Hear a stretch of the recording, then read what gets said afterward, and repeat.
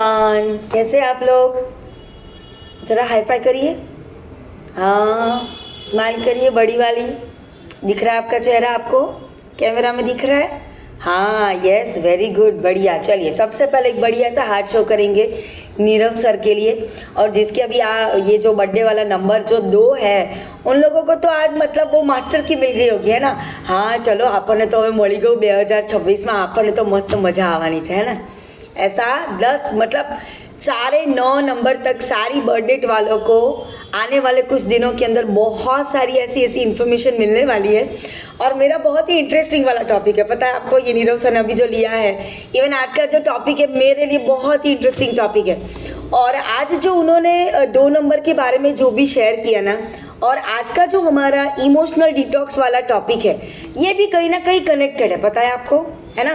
तो हम बहुत सारी बातें करने वाले। वैसे आज का जो टॉपिक है उसको अगर डिटेल में शेयर करने जाए तो ये 45 मिनट तो बहुत कम हो सकती है, बहुत लंबा टाइम चाहिए उसके लिए। बट हाँ, कुछ कुछ ऐसी चीज़ें हैं जो हम अपने रूटीन में कहीं ना कहीं एड ऑन कर सकते हैं, राइट?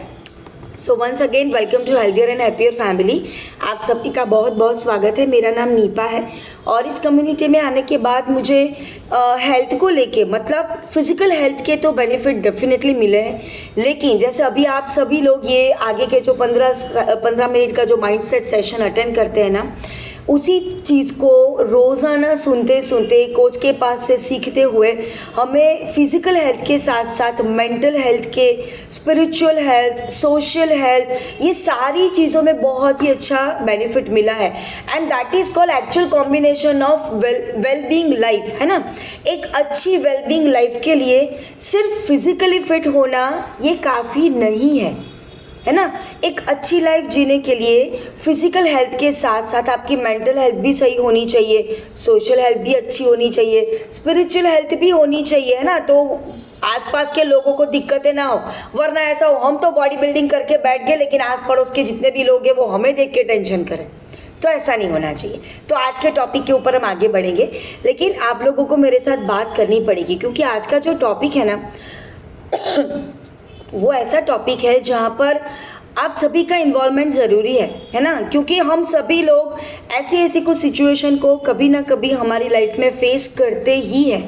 और मैं लेक्चर दूँ इस तरीके से अगर बता दूँ और आप लोग मेरे साथ डिस्कस करें तो वो डिस्कशन में बहुत ज़्यादा मज़ा आएगा। ओके, तो रेडी है सब लोग? कितने लोग मेरे साथ बात करने वाले हैं? ज़रा ऐसे हैंड रेज करिए। कितने लोग बात करेंगे मेरे साथ? हाथ ऊँचो करो। आज तो मंगलवार હતો तो आज तो कोर वर्कआउट થયું છે, અપર બોડી નથી થયું, तो हाथ तो ऊँचो થઈ શકે, है ना? बढ़िया, चलिए। अच्छा, मुझे बताइए कितने लोगों को पता है डिटॉक्स का मतलब क्या? फटाफट से चैट बॉक्स में जाके लिखिए डिटॉक्स का मतलब क्या। एंड यहाँ पर कुछ लोग हैं मेरे सेकंड स्क्रीन पे जिन लोगों के कैमरास बंद है, तो प्लीज़ आप लोग हो सके तो अपने कैमरा ऑन कर दीजिए ताकि मुझे बात करने में बहुत ज़्यादा मज़ा आएगा। और आज का जो टॉपिक है ना, वो अगर आपने कैमरा ऑन करके सुना तो आपका थोड़ा सा अटेंशन भी अच्छा रहेगा।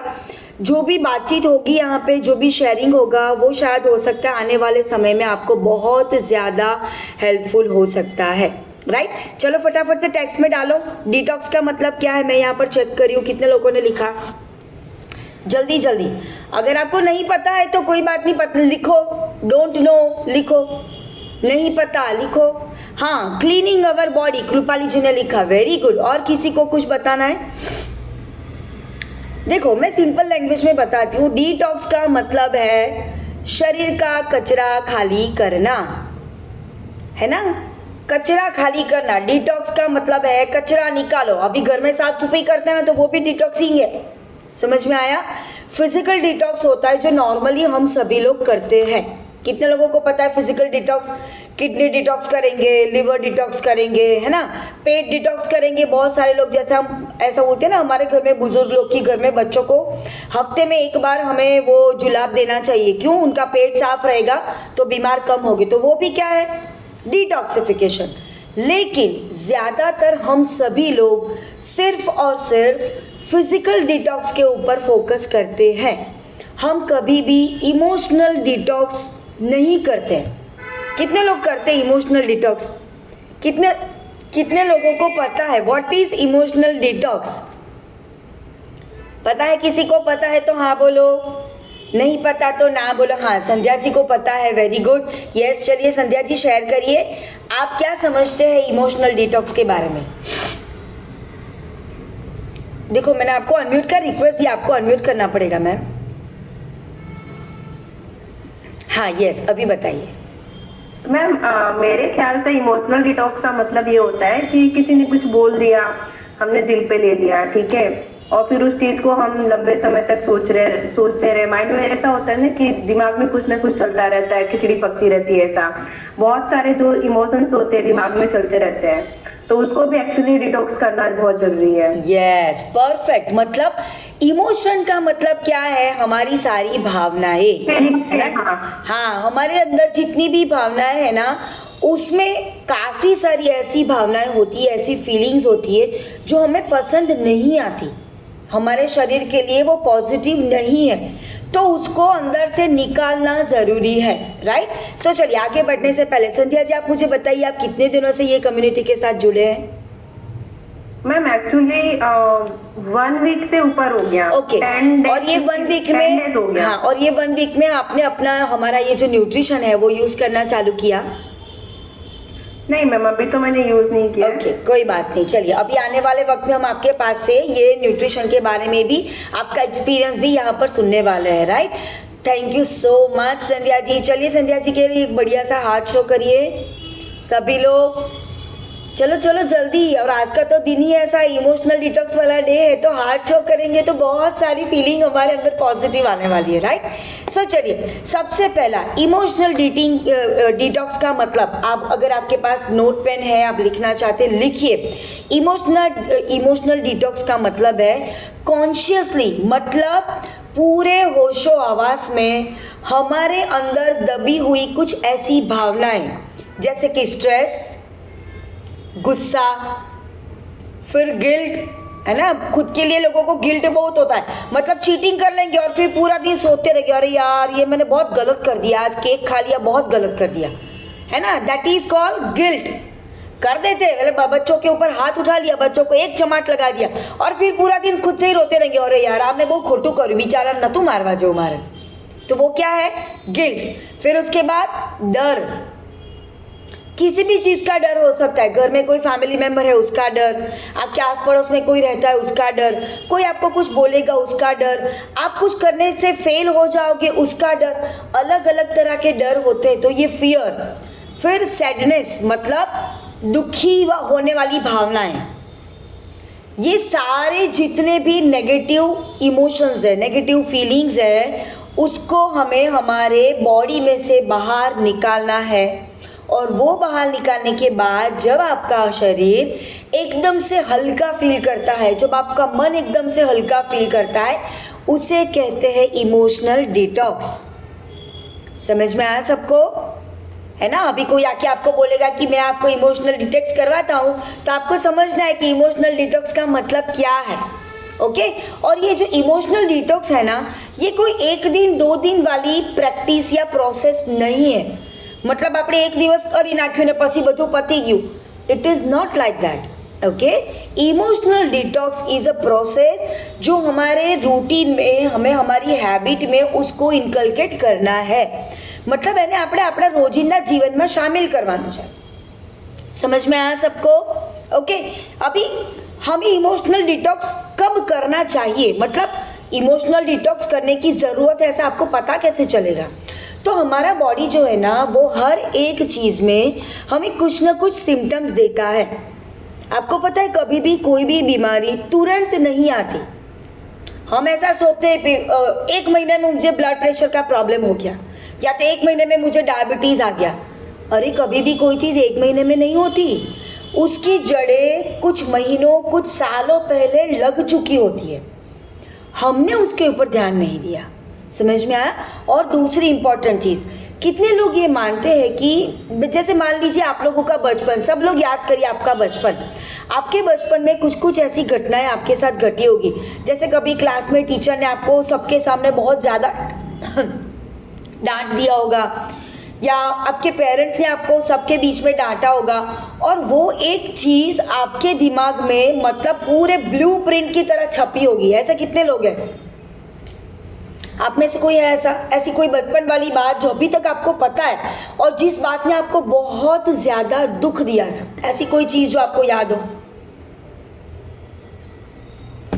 अरे कोई नहीं ऐसे, सब झूठ बोल रहे हैं, मुझे पता है, सबके सब गप्पे मार रहे हैं, है ना, खुल नहीं रहे। लेकिन एक चीज़ मैं बता रही हूँ आपको, इमोशनल डिटॉक्सिफिकेशन के लिए सबसे पहले जो अंदर वाली फीलिंग है ना, उसको एक्सेप्ट करना पड़ेगा।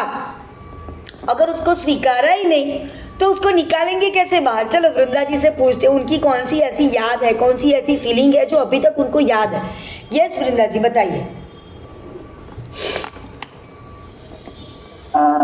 यस निपा जी बताइए, आपकी ऐसी कौन सी बचपन वाला इंसिडेंट है जो अभी तक आपको याद है और जो आपको जब भी याद करते हैं ना आपको दुख होता है? एक्चुअली ऐसे है कि भाई दोनों सिस्टर के बीच में झगड़ा हुआ था। उस टाइम पे गलती मेरी नहीं थी, लेकिन फिर भी मुझे सुनना पड़ा था। और वो बात आज तक कभी कभार ऐसा होता है कि मैं सही थी लेकिन फिर भी मुझे गलत ठहराया गया, बस वो बात कभी लगती है। हाँ देखा आप लोगों ने, अभी याद आया सबको। ऐसा तो सबके साथ कितनी बार होता है, हमारी गलती नहीं थी, बड़े भाई की गलती थी और मम्मी ने हमें चमाट लगा दिया, है ना, ऐसा बहुत सारी बार होता है ना। ये संध्या जी बताइए। यस मैम, होता है। एक्चुअली मेरे साथ भी बहुत बार ऐसा होता है कि जैसे कि ऑन द स्पॉट कोई कुछ बोल देता है, ऐसा कुछ होता है, ठीक है, तो उस टाइम पे ऐसा माइंड में नहीं आता कि हमें ये बोलना चाहिए।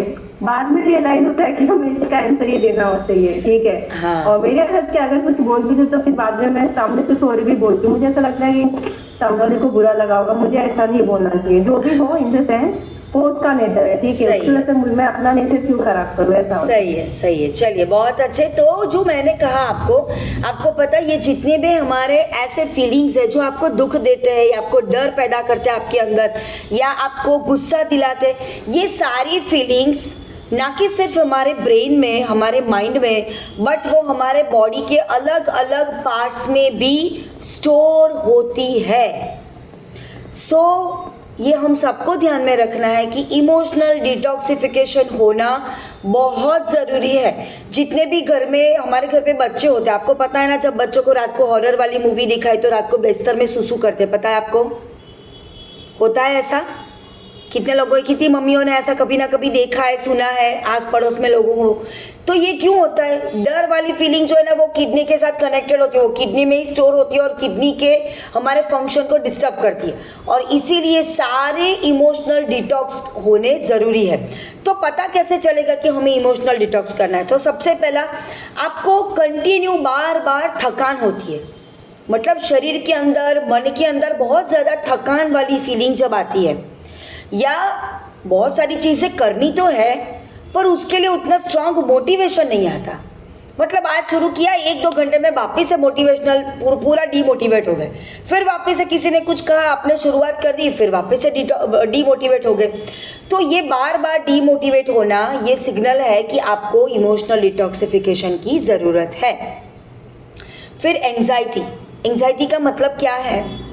बहुत ज़्यादा एक कांस्टेंट स्पीड में एक के बाद दूसरा, दूसरे के बाद तीसरा, तीसरे के बाद चौथा, ऐसे बहुत सारे विचारों का एक साथ आपके ऊपर हावी हो जाना। फीमेल को कई बार होता है, पता है आपको? सुबह सुबह में खास करके, और अभी तो छोकराने तैयार करवानो बाकी है, नवડાવવાનો बाकी है, હજુ ઉઠ્યો નથી, ટિફિન ભરવાનું છે, ચા મૂકવાની છે, नाश्तो बनावવાનો છે, શાક लेवा જવાનું છે। बहुत सारी चीज़ें उनके दिमाग में जब एक साथ चालू हो जाती है, that is call anxiety. Okay, जब आपको ऐसी फीलिंग आती है, जब आप छोटी छोटी बात में इरिटेट होने लगते हैं, जब आपको बिना वजह कभी भी गुस्सा आने लगता है, कभी भी बिना वजह रोना आने लगता है, कभी भी बिना वजह आप दुखी हो जाते, मतलब आपके मूड स्विंग्स होना चालू हो जाते हैं। फिर बिना किसी स्पेसिफिक हेल्थ चैलेंज के आपको हेडेक होने लगता है, मतलब सिरदर्द होता है। पेट में डाइजेस्टिव इश्यूज होना चालू हो जाते हैं, मतलब पेट में गड़बड़ी होना चालू हो जाती है। हार्मोन इम्बैलेंस वाली सिचुएशन आ जाती है कि ऐसा कोई स्पेसिफिक हेल्थ में प्रॉब्लम नहीं है, बट फिर भी डॉक्टर कहता है कि हार्मोन इम्बैलेंस की प्रॉब्लम है, राइट? तो ये सारे सिम्टम्स है दैट इमोशनल ईटिंग। जरा सा आज किसी ने डांट दिया तो आज तो हमें चॉकलेट खावी ज पड़શે, नहीं चाले। घर पे झगड़ा हो गया तो डब्बा खोल के पूरा वो खाखरा वाखरा जो पड़ा था वो सब कटक लिया, है ना।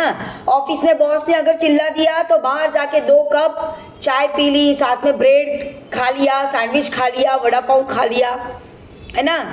घर पे अगर हस्बैंड वाइफ का झगड़ा हो गया तो आज तो आइसक्रीम खाओ જ પડશે નહીં ચાલે, સખત મગજ ખરાબ છે મારું, है ना।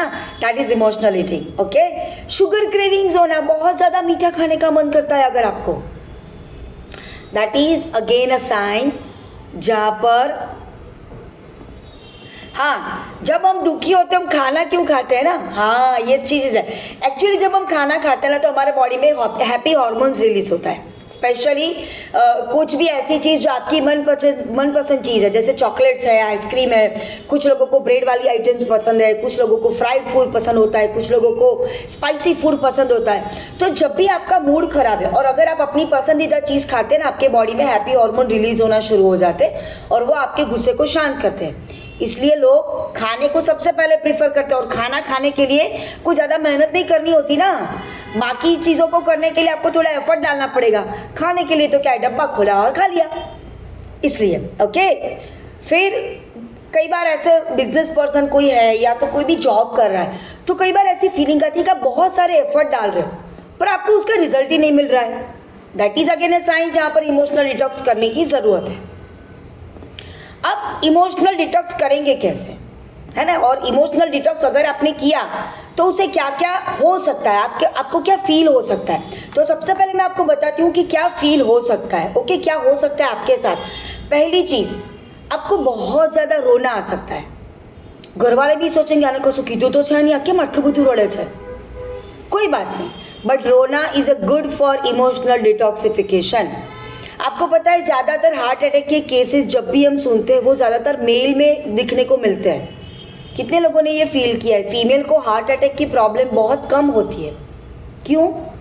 क्योंकि फीमेल जो है वो अपने इमोशंस को कहीं ना कहीं रिलीज कर देते हैं। कुछ नहीं करेंगे तो बच्चों के ऊपर भी कर देंगे, उसके ऊपर भी गुस्सा निकालेंगे, बट वो निकाल देते हैं, है ना। फ्रेंड को कॉल करके पूरी, पहले આપણે ગુજરાતીમાં કહીએ ને, બધી पंचायत કરી નાખશે। बट कभी कभी ये पंचायत बहुत काम की होती है, पता है आपको। लेकिन मेल में क्या होता है, मेल वो अपने जो इमोशंस है ना वो बहुत सारी बार लोगों को शेयर नहीं करते हैं। वो सोचते हैं कि मैं तो मेल हूँ, मेल ईगो आ जाता है कि अरे रे हूँ कोई ना हो इसके મને આવો प्रॉब्लम है तो क्यों विचारे मारा माटे।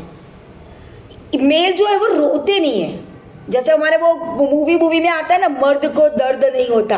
अरे ऐसा नहीं होता, मर्द को भी दर्द होता है और होना ही चाहिए। अगर आपको कभी भी दुख होता है तो आपको रोना चाहिए, आपको रोने का पूरा हक है और खुल के रोना चाहिए, छुप छुप के भी नहीं, because it is all about our feeling. कभी आपको किसी ने कुछ कह दिया तो आपको बताना चाहिए, ऐसा ज़रूरी थोड़ी है मन में दबा के ही सारी चीज़ों को बैठना।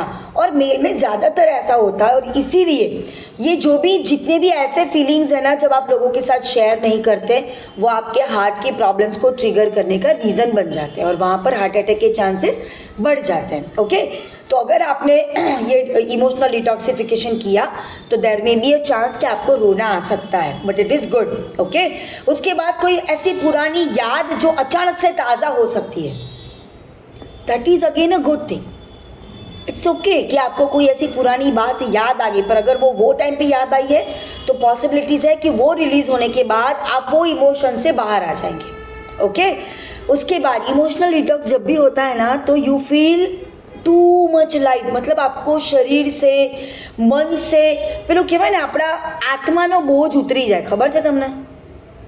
और इसीलिए आपको पता है पहले के ज़माने में वो एक मूवी थी, पता है आपको, रुदाली मूवी कितने लोगों ने देखा था। आपको पता है पहले के ज़माने में गांव में स्पेसिफिकली जब भी कोई मर जाता है, कोई गुजर जाता था, किसी की डेथ होती थी तो ये रुदाली मतलब स्पेशली बहनों को बुलाया जाता था, वो छाती पीट के घर वालों को रुलाते थे। क्यों? क्योंकि जब आप रोते हैं ना तो आपके वो सारे नेगेटिव इमोशंस है वो रिलीज हो जाते हैं और आपको हल्का फील होता है। हार्ट आपको दिल के ऊपर पेલું કહેવાય ને કે આમ દિલ હળવું થઈ ગયું, है ना। तो ये ज़रूरी है, ये आपको मिल सकता है। अगर आपने इमोशनल डिटॉक्सिफिकेशन किया तो आपको नींद बहुत अच्छे से आएगी, शांति वाली नींद आएगी। मतलब उस दिन आप जब सोए ना, आपको लगेगा ओ हो आવું तो जाने કેટલા વર્ષોથી ઊંઘી જ નથી, है ना। ये पॉसिबिलिटी है। और आपकी जितनी भी थिंकिंग प्रोसेस है ना वो क्लियर हो जाएगी। मतलब अगर आप किसी भी प्रोफेशन में हैं, आप कोई काम करते हैं और अगर आपको उसके रिलेटेड क्लैरिटी नहीं मिल रही, मुझे क्या करना है, मैं कैसे आगे बढ़ूं। जैसे अभी 2 दिन में नया साल शुरू होने वाला है, राइट। और हम सबको पता है हमें 2026 में बहुत कुछ ज़्यादा करना है, नया करना है। यहाँ पर जितने लोग हैं वो बहुत सारे लोगों को हेल्प करना चाहते हैं, पर उनको अगर क्लैरिटी नहीं है कि मैं कैसे करूं, मैं कैसे ज़्यादा से ज़्यादा लोगों तक पहुंचूं, तो ये इमोशनल डिटॉक्सिफिकेशन आपको डेफिनेटली हेल्प कर सकता है। ओके, अब इसको करेंगे कैसे? तो देखो, उसमें बहुत सारी 3-4 अलग अलग टेक्निक्स है। मैं आपको 1 बाय 1 बताती हूँ फटाफट से। ओके, सबसे पहला है, जब भी आपको ऐसा इमोशनल वीक फील होता है, अपने आप को सवाल पूछिए कि मुझे अभी क्या फील हो रहा है। What I am feeling right now। और इसके जवाब में आपको किसी भी तरह का बायस नहीं होना है, किसी भी तरह का जजमेंटल नहीं होना है। जो आपको फील होता है वही आपको लिखना है। मतलब किसी ने आपको कुछ बोला और आपको बहुत ज़्यादा गुस्सा आया, तो वही टाइम पे बोलना है, मोने आ बात थी बहुत गुस्सा आया है, या तो मैं ये बात से बहुत ज़्यादा दुखी हो गई, या ये बात ने मुझे मतलब बहुत चिड़चिड़ापन महसूस होता है। जो भी आपकी फीलिंग है वो आपको लिखनी है। ओके, फिर कभी कभी ऐसा होता है कि घर में भी, ऑफिस में, फ्रेंड्स के साथ बहुत सारी ऐसी सिचुएशन आती है जब सामने किसी ने आपको कुछ बोला और आप उनको कुछ कहना चाहते थे, बट कभी कभी रिलेशन, कभी कभी एज डिफरेंस, कभी कभी वो बोलते हैं ना सीनियोरिटी बीच में आ जाती है और हम वो इमोशन को नहीं शेयर करते, है ना। तो क्या करना है आपको पता है? आपको लेना है एक पेपर, एक सिंपल सा पेपर लीजिए। वो पेपर के अंदर आपके जितने भी फीलिंग्स है ना, गुजराती में सादी भाषा में कहूँ ने तो जे मन में आवे ने बधुं लखी नाखवानुं। પછી ગુસ્સો આવ્યો, મગજમાં એવું વિચાર આવ્યો કે એક ઉઠાઈને થપ્પડ મારી હોય ને તો લખો। जो विचार आया, जैसा विचार आया, लिखो। जिस लैंग्वेज में आप उसको बोलना चाहते थे उसको लिखो, राइट। क्यों पता है आपको? जब आप लिखेंगे ना तो वो राइटिंग वर्ड्स के साथ वो सारी इमोशनल एनर्जी आपके वर्ड्स में, वो पेपर के ऊपर आ जाएगी। ओके, अब आपने सब कुछ लिख लिया। नाउ आपको क्या करना है? आपको वो पेपर लेना है और उसको क्या करेंगे, देखो अभी मैं क्या कर रही हूँ, फाड़ना है। छोटे छोटे टुकड़े करिए उसके, जितने छोटे कर सकते करिए। ओके, फिर उसको क्या करना है? एक बड़ा सा दिया लीजिए घर में, या तो कोई मट्टी की पेलू माटीનું कोड़िયું है ना, या तो ऐसा लैंप लाइटिंग वाला कुछ लीजिए, इसमें डालिए और इसको लगाइए माचिस और जलाइए। और जलाने के बाद उसकी जो ऐश है ना, जो राख है उसकी, उसको बाहर जाके फूंक मार के उड़ाइए। और आपको क्या बोलना है? I release all the negativities with love. मतलब मैंने प्यार से सारी नेगेटिव इमोशंस को रिलीज कर दिया अपने अंदर से। ओके, ये हो गया आपका एक प्रोसेस, है ना। और अभी आपने देखो, अगर गाली भी लिखी थी पर वो तो पेपर में लिखी थी और वो तो फाड़ के जला दिया, तो कोई पढ़ने वाला तो है नहीं, पर आपके अंदर का गुस्सा शांत हो जाएगा। तो ये ट्राई करना। दूसरी चीज़ आप क्या कर सकते हैं? Breathing detox. ब्रीदिंग डिटॉक्स में बहुत सारी अलग अलग ब्रीदिंग की, हाँ यस, मूवी लाइक जब वी मेट, हाँ डेफिनेटली, है ना। पर ये करना है। कभी कभी क्या होता है पता है, हम लोग मूवी सिर्फ देख के आ जाते हैं, पर बहुत सारी ऐसी मूवीज़ रहती है जहाँ से हमें ऐसा कुछ मिल सकता है जो हमारे लिए हेल्पफुल है, तो हमें वो हमारे रूटीन में उसको ऐड कर सकते हैं। Okay, now breathing detox. Breathing detox में क्या कर सकते हैं? सबसे पहली चीज़, जब भी आपको ऐसा लगता है कि आपका मूड डाउन है, गुस्सा आ रहा है, या आप रोज़ की प्रैक्टिस बनाइए। कब कब करेंगे? डीप ब्रीदिंग प्रैक्टिस करना है। पहला करना है सुबह उठने के टाइम, 4 से 5 डीप ब्रीदिंग करिए। जब भी आप ब्रीदिंग करते हैं तो आई इनहेल पॉजिटिविटी, तो धीरे धीरे धीरे करके वो सारी ब्रीदिंग आपके बेली तक लेके जाइए, पेट तक वो सांस भरिए और उसको धीरे धीरे धीरे धीरे धीरे धीरे रिलीज करिए। I release all the negativity. Okay, ये हो गया आपका मॉर्निंग का रूटीन। फिर दिन में जब भी आप थोड़ी देर के लिए फ्री होते हैं, काम में से थोड़ा सा ब्रेक लिया, लंच ब्रेक हो गया, तो उसके बाद एक बार कर लीजिए 3 बार डीप ब्रीदिंग। एंड रात को सोने से पहले एटलीस्ट 5 टाइम। ओके, और वो टाइम पे आपको रात को क्या बोलना है? I am safe, I am supported. है ना, बहुत सारी बार हमें यही डर लगता है, मेरा फ्यूचर में क्या होगा, कल क्या होगा, कल क्या करूंगी। कल को भूल जाइए, आज मैं सेफ हूं, है ना, आज सेफ हूं। तो हर एक दिन आज तो आने ही वाला है, राइट? तो ये हम कर सकते हैं। उसके बाद जब भी आप ब्रीथ आउट करते हैं ना, तो आपको ये फील करना है कि हमारे शरीर से सारी नेगेटिविटी, सारे वो जो बोलते हैं ना कि बुरे थॉट्स जो है, वो सारी चीज़ें हमारे शरीर से निकल रही है, सारा स्ट्रेस रिलीज हो रहा है, ये आपको फील करना है।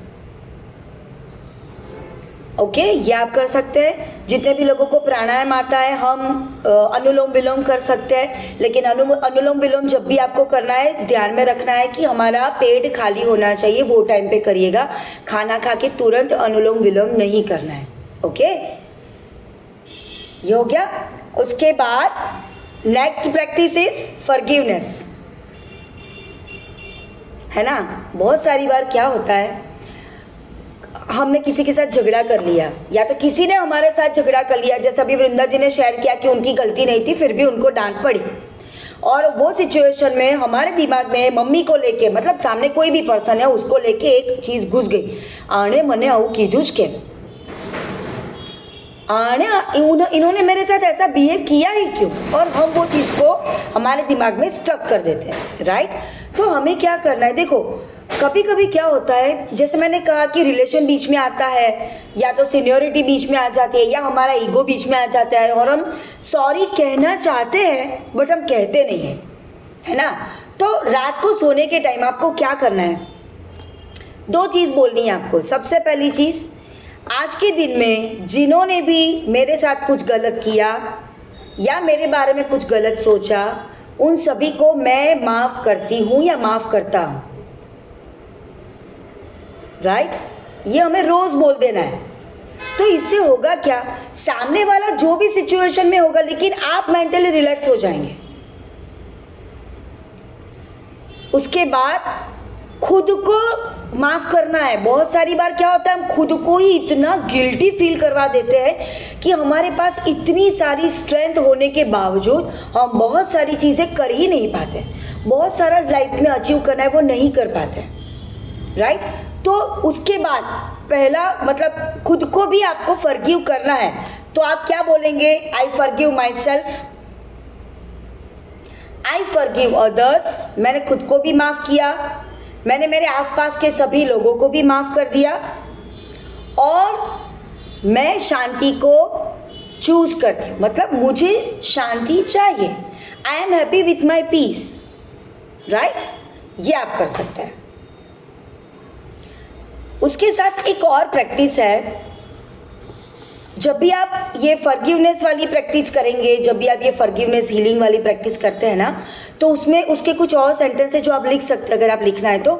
I release all emotional burden, मतलब जितने भी ऐसे इमोशनल बर्डन है, कोई घर की जिम्मेदारी आपके ऊपर आ गई है या ऑफिस का ओवरलोड हो गया, तो जितने भी ऐसे इमोशनल बर्डन आपके ऊपर आया, आप उसको रिलीज करते हैं। I forgive my self completely, मतलब मैं अपने आप को पूरी तरह से माफ़ करता हूँ। बहुत सारी बार ऐसा होता है, आपने किसी ने आपको कुछ काम बोला था, आप नहीं कर पाए, तो खुद को कोसते रहते हैं, अरे यार माराથી આ થયું જ નહીં, હું જ આવી છું ને હું જ થઈ છું, આવું તો આપણે એટલી બધી વાર બોલતા હોઈએ છીએ કે વાત ના પૂછો, है ना। तो ये हमें नहीं करना। उसके बदले I forgive my self completely, I forgive others and my self free, मतलब मैंने लोगों को माफ कर दिया और खुद को भी फ्री कर दिया। And I choose peace, better health and better clarity. Okay, and now last but not least, एक प्रैक्टिस है।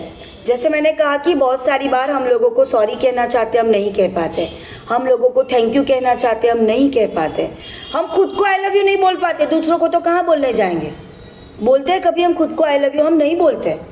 तो एक होपोनोपोनो करके हीलिंग प्रैक्टिस है जो हम हमारे रूटीन में एड ऑन कर सकते हैं रात को सोने के टाइम पे, जिसमें सिर्फ 4 सेंटेंस है स्मॉल। आई एम सॉरी, आपको लिखना है तो लिख लीजिए।